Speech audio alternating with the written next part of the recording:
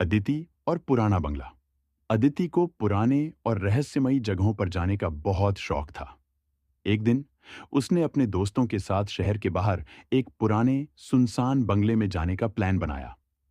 कहा जाता था कि वहां कोई आत्मा रहती है और रात में अजीब आवाजें आती हैं। अदिति को इन सब बातों पर यकीन नहीं था और उसने इसे एक मजाक समझकर बंगले में जाने का फैसला कर लिया। अदिति और उसके दोस्त रात के समय बंगले में पहुंचे।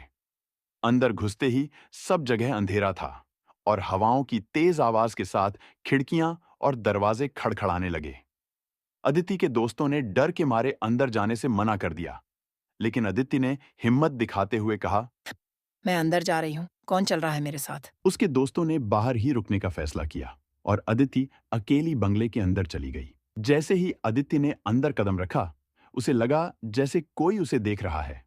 अचानक उसे पीछे से किसी के चलने की आहट सुनाई दी।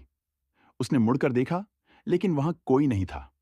अदिति ने सोचा कि ये उसका भ्रम है और आगे बढ़ती गई। वह धीरे धीरे सीढ़ियों पर चढ़ने लगी। ऊपर एक कमरे से धीमी धीमी सिसकियों की आवाज आ रही थी।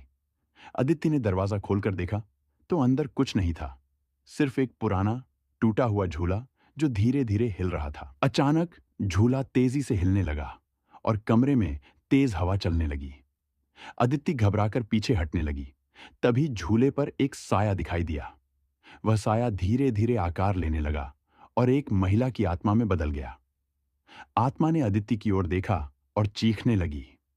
अदिति की चीख भी कमरे की दीवारों से टकराकर गूंजने लगी। डर से कांपती हुई अदिति दरवाजे की तरफ भागी, लेकिन दरवाजा जोर से बंद हो गया। उसने बहुत कोशिश की, लेकिन दरवाजा नहीं खुला। कमरे की दीवारों पर अचानक खून के धब्बे उभरने लगे और आत्मा ने अदिति की ओर बढ़ना शुरू कर दिया। अदिति ने पूरे जोर से दरवाजा धक्का दिया और आखिरकार बाहर निकलने में सफल हो गई। भागती हुई अदिति बाहर आई और अपने दोस्तों के पास पहुंची। उसकी हालत देखकर सब हैरान रह गए। अदिति के चेहरे पर डर साफ झलक रहा था। उसने अपने दोस्तों को बताया, लेकिन किसी ने उसकी बातों पर विश्वास नहीं किया। उस दिन के बाद अदिति ने कभी किसी पुराने या सुनसान जगह पर जाने की हिम्मत नहीं की और उस पुराने बंगले के रहस्य ने हमेशा के लिए अदिति के दिल में डर की एक छाप छोड़ दी। स्टोरी अच्छी हो तो लाइक करें, सब्सक्राइब करें।